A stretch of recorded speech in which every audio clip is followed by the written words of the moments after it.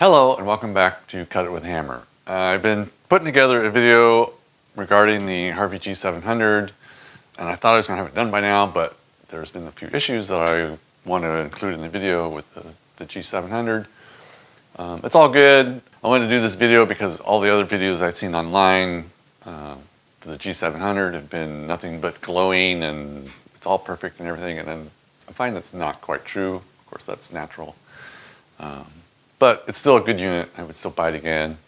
Since this is a longer video, I'm going to put some time links in the description below to so you can skip the stuff that you're not interested in, because I'm sure there's plenty of stuff that you won't be interested in. So without further ado, let's get started.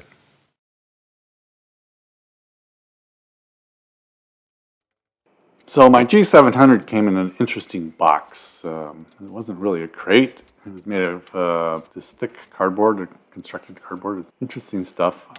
The pallet is made up of basically a half-inch plywood all the way around. They just built up blocks of plywood for various reasons.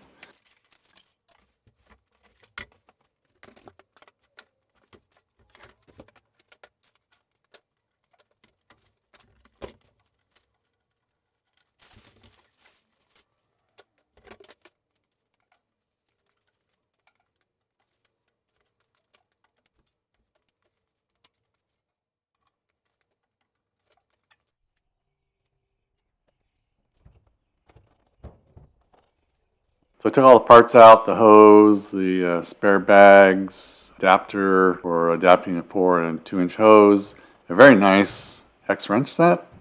There's also a handle in there and the screws to go for the handle. In order to cut down on the weight, I pulled out the dust buckets.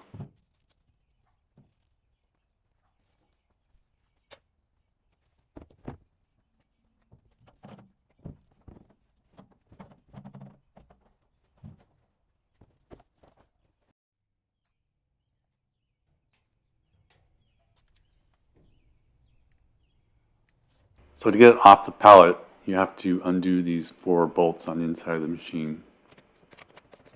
The first 2 are up front and they're pretty easy to take out. They're just rather long. The last 2 are in the back, and I ended up deciding it was too hard to reach in and do it from the front, so I took the back off and did it from behind.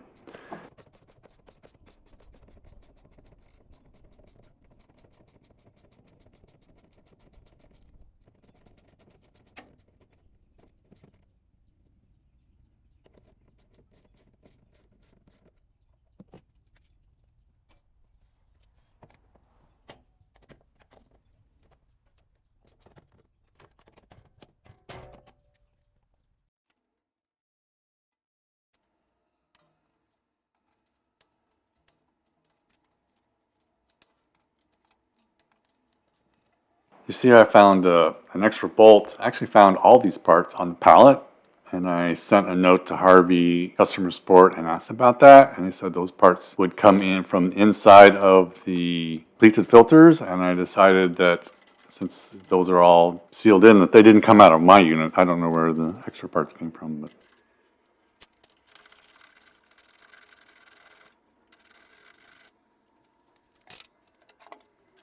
so here's a look on the inside of the machine, the pleated filters, the dust chutes where the chips come out of. It's a pretty sturdy unit, and it looks nice too. One of the better looking dust collector units. The power switch, it's a little stiff, so I had to use my right hand because apparently my left hand is weak.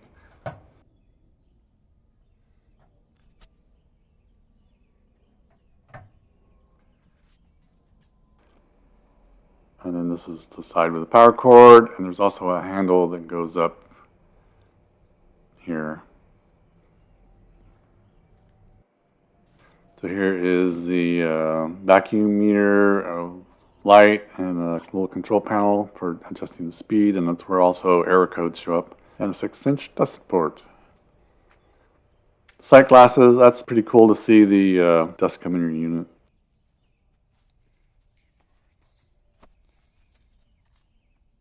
The flappers for knocking the dust off the pleated filters, and then of course, the dust extraction port. So I went and rented my trusty engine hoist from a local rental company, and instead of using the lifting straps I had, this unit looked like it was going to be better to use chain. So it just took a while to get the right length size. The center of gravity is supposedly over the sight port, so I tried to do my best to get the chain on the hoist right above the sight glass ports.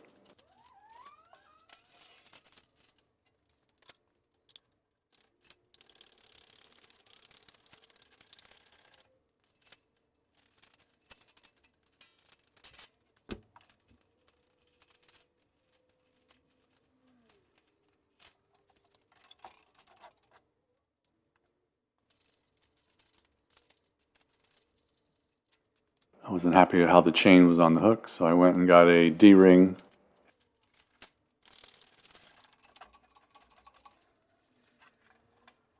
And there's 2 screw-down feet on the main side of the unit for locking it, or I wouldn't say locking it in place, but holding it in place. There's nothing on the other ends.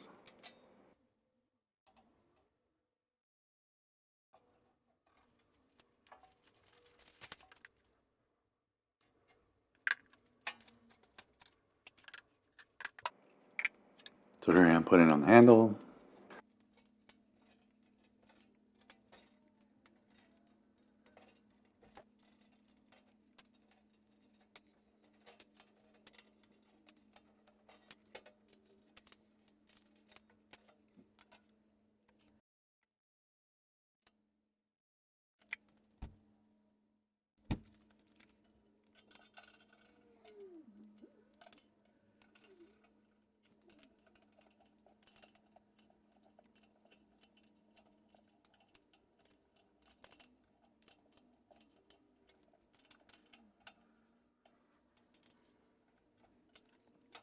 The unit rolls around quite easily.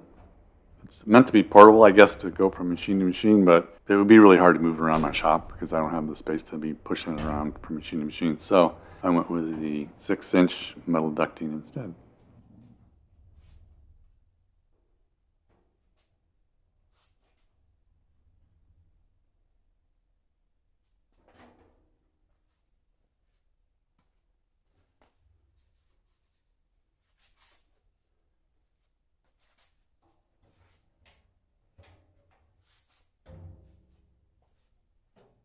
And so here I put the dust bins back in the machine.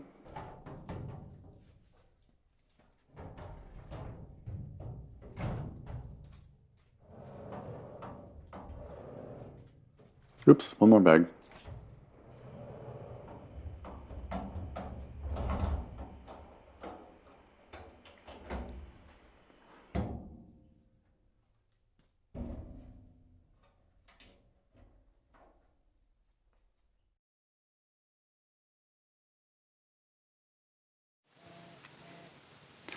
Well, here's my Harvey G700 installed. It took me a couple weekends to get it done because I had to order pipe and pieces and I didn't want to over-order. So, but basically I have a Y here and a Y down there. I'll show you that in a second. This one goes up and across where I have a Y down here to this hose that I can hook up to various machines, which is probably my planer, bandsaw, and drum sander. And then this continues over down here to my planer. As you can see, I put the dust cover thing back on my planer and I hooked up the pipe, and it works great now for dust collection. I don't have any more problems like I always had with anything else. In the planer, this is a 5-inch pipe to a 4-inch adapter, and there was always a bunch of dust would catch right here at the lip. That's clean as a whistle now, so works really well. And here on the back side of the saw is the 5-inch dust port. That's a 6-inch to 5-inch pipe reducer, the Y, and there's a couple of reducers to get it down to the hose for blade guard, not quite great on the blade guard, but it's still better than what it was. But I don't think this design of blade guard for dust collection is perfect, but I'm not sure any of them are.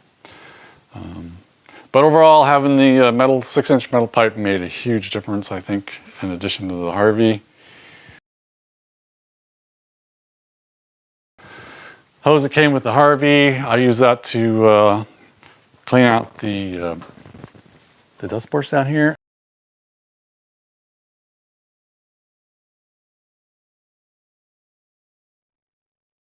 So here's the first time I had to empty the dust bins, and as you can see, the small dust bin on the right is chock full, and you really shouldn't be chock full. It means you're overloading the dust collector. Harvey told me I should turn down the dust collector speed when I'm doing stuff that generates a lot of chips. And yes, I am reusing the bags until they wear out. You know, no sense wasting them. They're pretty sturdy bags.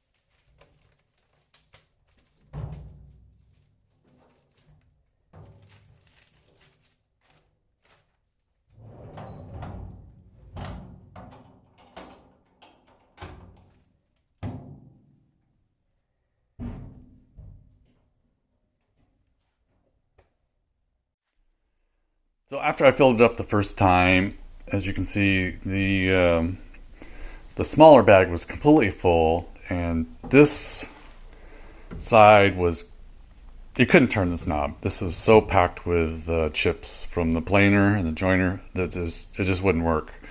This would turn a little bit, so I hooked it up, the dust self-cleaner to the machine, tried to suck out the chips out of here, and just kept wiggling this back and forth. I ended up having to use a fair amount of pressure for that. And what ended up happening is I ended up breaking one of the paddles. So I just contacted Harvey about getting a replacement, and they just shipped one out for free. I will probably do a video of replacing this. But yeah, I thought that was pretty awesome of customer service. I did eventually get it all cleaned out, and after talking to Harvey, they recommended that I reduce the speed on the machine when I expect a heavier chip load so I don't overload it. And the second bag that I filled up, it was much more what you would expect, with most of the chips in the big bag and just a little bit in the small bag. So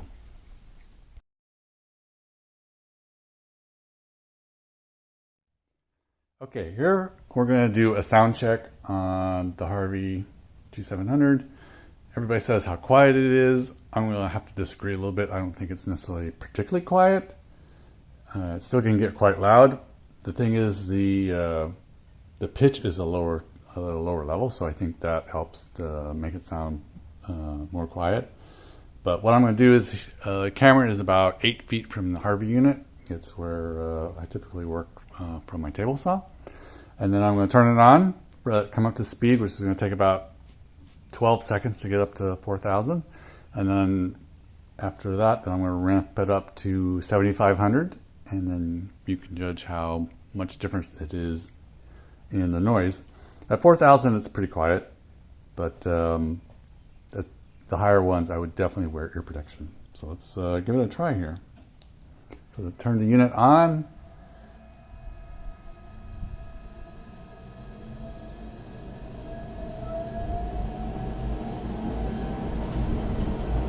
Okay, it's now reached 4,000, and I'm going to go over and crank it up all the way.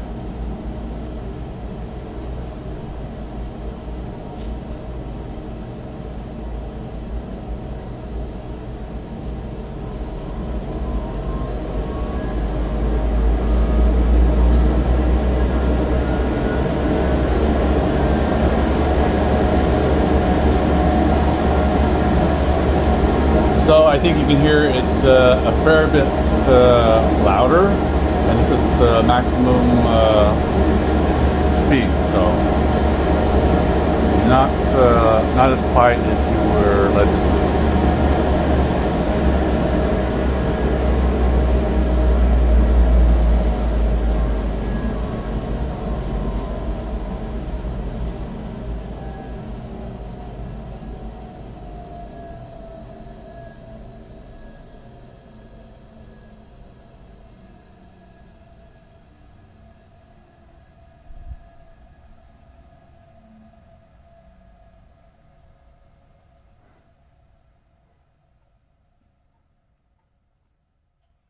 And now it's come to a complete stop.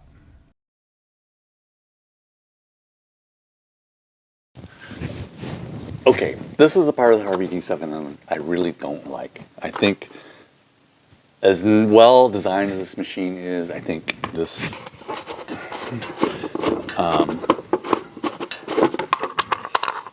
it's a plastic cap. There's not much thread on it. This is cast plastic.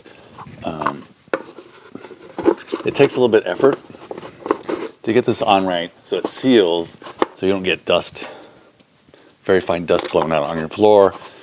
And if it's blowing out on your floor, it's blowing out in the air too. I don't know.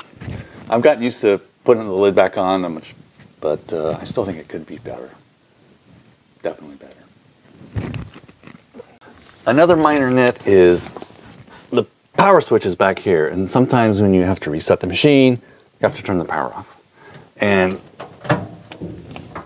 the switch is rather stiff, but it's in the back, and everything else is in front. So I can see why they put it back here, you know, based on the layout of the machine, but it's not the most ideal.